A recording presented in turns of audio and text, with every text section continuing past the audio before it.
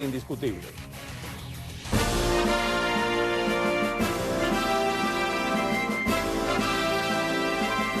Ahora, con Oscar Aza. Bueno, comenzamos con vía Skype con Antonio Rodiles, director de Estado de SATS y del Foro de Derechos Pro Derechos y Libertades. También vía Skype Juan Antonio Blanco, director de la Fundación por los Derechos Humanos en Cuba.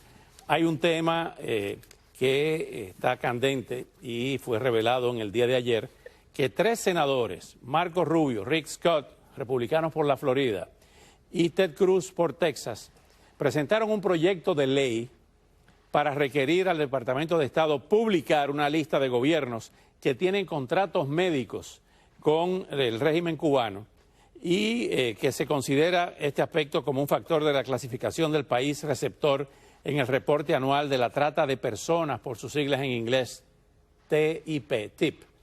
Vamos a comenzar con Antonio Rodiles. ¿Qué repercusiones ha tenido esto en Cuba, dentro de Cuba, este proyecto sometido por estos 3 senadores? Buenas noches. Buenas noches, Oscar. Un saludo a todos los televidentes también. Bueno, inmediatamente el régimen ha respondido con varios de sus voceros. Hace apenas unos minutos, Malmierka, el encargado de Comercio Exterior, mencionaba este tema y claramente lo refieren como que están arreciando la política de bloqueo, como le llaman ellos. Ellos en este momento están contra las cuerdas en el sentido económico, la situación es crítica. Están en una arremetida contra todo lo que es el mercado negro y la economía informal. Hay operativos y en la televisión representando estos operativos para que de alguna forma impere el terror en ese sector. Y claramente están necesitados de recibir recursos y el tema de los médicos ha sido en los últimos tiempos uno de esas vías para recibir esos recursos. Juan Antonio, la opinión de la Fundación por los Derechos Humanos en Cuba sobre este tema, de este proyecto sometido por estos 3 senadores. Bueno, en primer lugar, por aquello de contradecir a Malmierka y al Granma y todos esos medios de propaganda, esto no es un invento de la mafia de Miami, ni es un invento de unos senadores de la Florida. Desde hace tiempo se viene hablando del problema, las denuncias de los propios afectados, de las víctimas, de que la forma en que ha montado Cuba el negocio de exportación de servicios médicos es equivalente al trabajo forzado, trabajo esclavo. Cuando uno coge la gráfica educativa que le da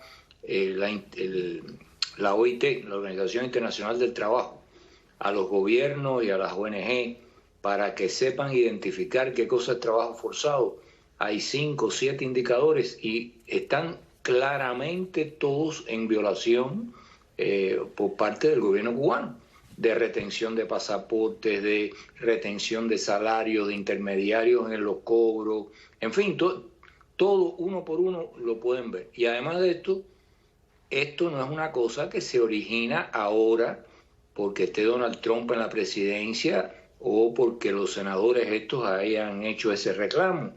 Desde el 2014, la doctora Ramona Matos, que estaba en Brasil, escapó de su cautiverio de bata blanca, tuvo que esconderse en varias casas en Brasilia y fue presentada al Congreso de Brasil, donde denunció las prácticas esclavistas del programa de maíz médico, razón por la cual tuvo que pedir finalmente asilo para protección en Estados Unidos, porque además el gobierno de Dilma Rousseff ordenó detenerla y solamente porque se tuvo que quedar a dormir dentro del Parlamento para poderle ofrecer inmunidad fue que pudo sobrevivir.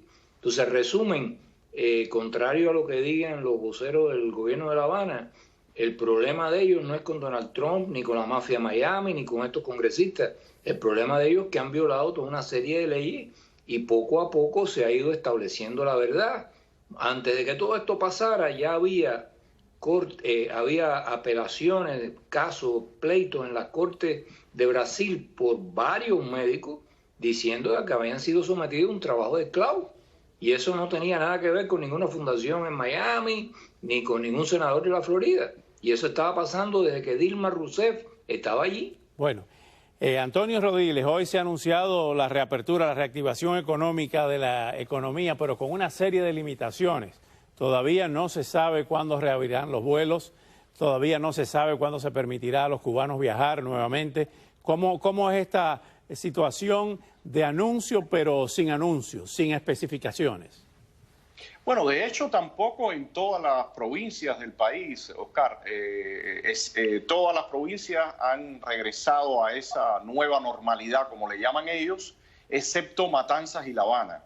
Y en general consiste en el regreso del transporte urbano, apertura de algunas locaciones, de trámites, pero como te decía, en general hay una tremenda incertidumbre con elementos tan fundamentales como la alimentación. Todas estas grandes aglomeraciones persisten. La arremetida que te mencionaba contra el mercado negro está creando también un gran sinsabor porque todos los emprendedores y las personas de las que se abastece el pueblo cubano en general, el pueblo cubano hay que recordar que en gran parte vive en esa Cuba paralela donde está esa economía informal, y toda esta arremetida que realmente ha generado un clima de bastante incertidumbre. En La Habana y en Matanzas todavía todo sigue cerrado, no han especificado tampoco cuándo comenzarán los vuelos. Es evidente que ellos tienen premura en ese sentido por toda la crisis y lo que estamos hablando, pero todavía no se ha mencionado nada, y hay que agregar a todo esto una variable que los otros días parecía que iba ya a quedar esclarecida en qué situación quedaba, pero no, ha quedado postergado, que es el tema de la Western Union y las sanciones a Fincimex, que es la parte de la corporación o el conglomerado Gaesa, que es por donde entran las remesas al país. Ahora bien, Juan Antonio, el antecedente, si lo vemos en las reaperturas que se han estado produciendo en muchos estados de la nación, ha sido un disparador para que aumenten los casos de contagio del COVID-19. ¿Cuba estaría tomando en cuenta esto de que una reapertura económica pudiera agravar la pandemia en la isla? Mira, el primer problema que todos tenemos con las estadísticas cubanas es la poca confiabilidad que ellas nos dan. En realidad nosotros no tenemos una visión exacta de cuánta gente ha podido fallecer como por producto del COVID-19 o cuánta gente que se ha dado el fallecimiento por asma, por complicaciones respiratorias, por infarto, por todas las complicaciones que el COVID-19 provoca, pero que se han registrado en los libros de fallecidos por otras causas, realmente estaban conectadas a la pandemia. Entonces, lo primero que esta gente no miente ya ni siquiera porque quiera mentir. Yo creo que tienen un problema genético, no saben decir la verdad. Y entonces es muy difícil confiar en eso. Ahora, si ellos abren, van a correr el mismo riesgo que corremos todos. Nosotros tenemos que abrir la economía porque es necesario abrir la economía. Ellos tienen el mismo dilema, pero tienen que saber que ellos tienen menos recursos, por ejemplo, que Francia o los Estados Unidos para hacerle frente a cómo contener la pandemia en una reapertura. Así que habrá que ver qué impacto tiene eso sobre la realidad cubana y no solamente sobre las estadísticas que ellos ofrecen por televisión. Gracias, Juan Antonio Blanco. Gracias, Antonio Rodiles. Al regresar,